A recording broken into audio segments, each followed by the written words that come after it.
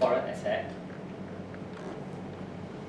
Okay, I believe some of our clients do hold some foreign asset, like cash in Singapore, like a house in Australia and all this. So we look at the fundamental first, how we going to administrate this type. Let's say a client, they have a will in Malaysia. Okay, so in generally we will say count all the assets. So include Malaysian asset and foreign assets. Okay, if let's say the asset located in the foreign country is a Commonwealth country. Okay, so there will be something we call it as the resealing. So let's say Malaysian will, so we go to the Malaysian High Court, we get a GP already. Okay, we use the Malaysian GP, go to the Australian High Court, we reseal it. Means that Australian High Court recognize our GP. So we use that one, we go and collect back the asset law. Okay, but we zoom down to two things, lex domicile and lex situs, the Latin word here. Okay, lex domicile means that for movable asset, your cash, your investment, your CS account or whatever, which is movable asset, you need to follow the law of a country where the deceased died domicile, means to follow back to Malaysia. If let's say follow my illustration just now. So how about the house in Australia? You need to follow this lex situs. You have to follow the law of the country where the property located. So if let's say Australia say that, you want to collect back the asset, you need to follow my law. You need to pay this, then you need to pay this, then you pay the tax, then you can take away your asset. So we have to follow the law. Okay. So again, lex domicile is for movable asset, lex situs is for immovable asset. But this particular two terms is applicable for Commonwealth countries only. Oh, Okay, Commonwealth. Thailand no. Okay, Thailand no. so like MH17, you know, that kind of situation, how does it work? Because it says, of course, okay, Commonwealth. Indonesia is not. Indonesia no. No, the MH17 also did not occur there. No, it's not the place of occurrence, it's the place where the property is located. Property. So let's say I die in Ukraine, right? Because I was on the plane, MH17. Okay. But all my different immovable properties are here in Malaysia. So the fact that I die in Ukraine doesn't affect because it's lex situs, you know, where the property is located. So the place of death is immaterial. Okay. So But is that the only issue is issuance of that death certificate because demise, you know, the legal word demise means legally dead. As long as your body is not physically recovered, like MH370, you know, still they cannot issue the.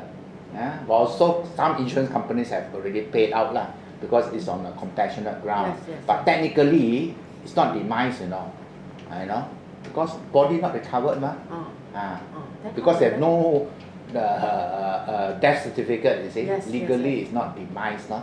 But then what is the number of years, Suhana? 7 years. To declare dead. 7 years. I think it's 7 years. You remember the case of the owner of last time the chocolate company. His plane went down in the Indian Ocean or something like that, and they couldn't find the plane. They couldn't find the body and so on. So how do they claim? You know, he could have gone missing. You know, could have remarried in India, you know, something like that. Couldn't find the body. So after 7 years, it's considered legally dead, demise. You know, so you have to wait for the 7 years to lapse. Okay. So for those property located not in Commonwealth country, Middle East, Thailand, Japan, and all this, so very easily follow their law to extract. Okay. So just now we talking about 1 mil in Malaysia, 1 mil in other country. Let's say they got the asset in that country, we encourage that. Okay, but you must draft it in correct way. For example, this client, okay, got Malaysian asset, then got Australian asset. Okay, so we will draft in this way in order to make it two will. Malaysian will is just to cover Malaysian asset and will not contradict to Australian will. So it must be remember, Australian will also must do the same thing. Australian will to cover Australian asset and then won't contradict to Malaysian will. Then it's okay. Then if let's say only one side do correct only, Malaysia one or cover Malaysian asset won't contradict, but the Australian then forgot cover all, cover Malaysia one, then they contest. Cross-border jurisdiction come. So I can give you another example. Is the Thailand case. We got a lot of Thailand case. I don't know why suddenly a lot of Thailand come here.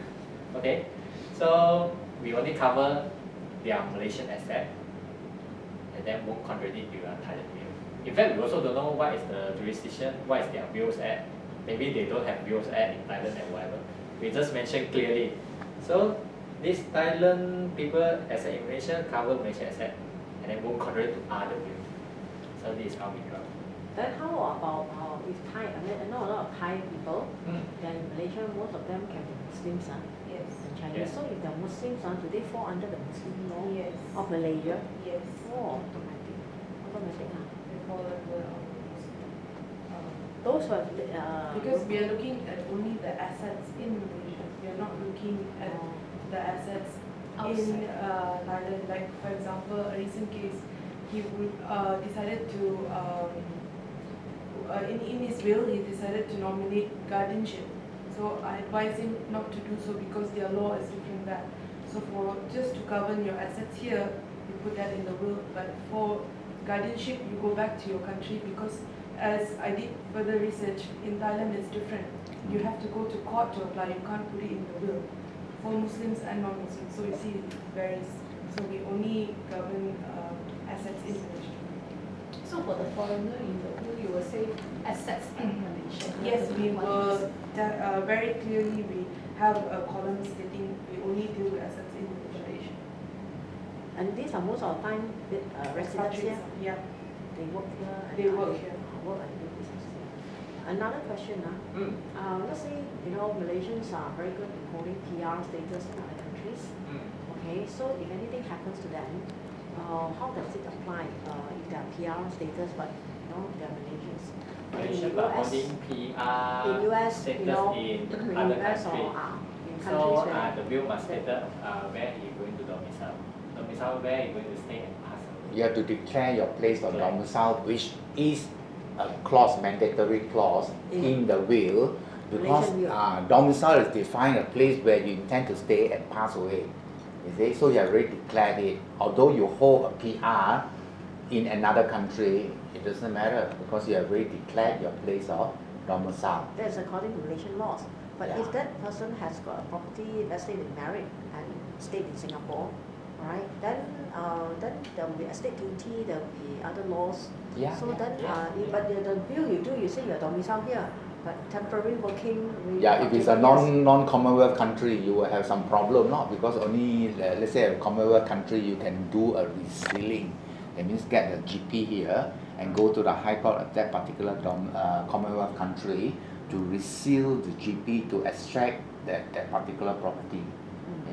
But assuming it's not a it's a non-Commonwealth country, like for instance in the States, right? The property is there, the immovable property is there. You have to subject yourself to all the laws there. Yeah. But let's say you are a resident here, then you think that you're going to stay in Australia in future. You cannot simply go and declare. At the end, you are successful to get the PR there. So, but in your will you say I'm going to domicile in Australia. That one they also will query, the court will query you. No. Declare domicile in Malaysia, then eventually in Australia, but later old age come back to Malaysia. So depend on the situations. Some of people they think that like they want to escape the estate duty. They simply go at the UK. They simply I declare my domicile. They do the UK will declare domicile in Malaysia. In fact, they are not moving in, so their court will query that why you simply declare your domicile in Malaysia? But so you are the UK resident. UK resident. Because of work, they transfer me. With a valid reason, then okay. Yeah. Let's say you simply come and declare some problem. They know lah because of the estate. Yes, yes, They yes. know that. It's very interesting, this domicile thing, it seems like we overrule the citizenship. Let's say you're a citizen of Malaysia, then you're subject to Malaysian law, but then because of this domicile, I decide to die and live at Singapore again, I have to. That's why just now I mentioned the court will queries. Why? If let's say it's a valid one, then it's okay. It will follow domicile. If not, you need to follow back your citizenship. So it depends whether it doesn't mean that you mention your will, the court will allow it, but it's still subject to God Let's say. say you say you want domicile in Australia, but you never been to Australia. That means that they may suspect you are out to defraud. Yeah. So then They are they might fraud, they might not verify your will. I mean like Yeah, give they, you they may create problems, you say, you can be, So you Okay. cannot simply say Yeah, yeah. domicile. Okay. We end our will presentations already. And then we have some simple quiz, and then with case studies. So before we went for lunch, we go through some quizzes first. Is it okay? Yeah. Okay. Good. Very simple, okay. Very simple.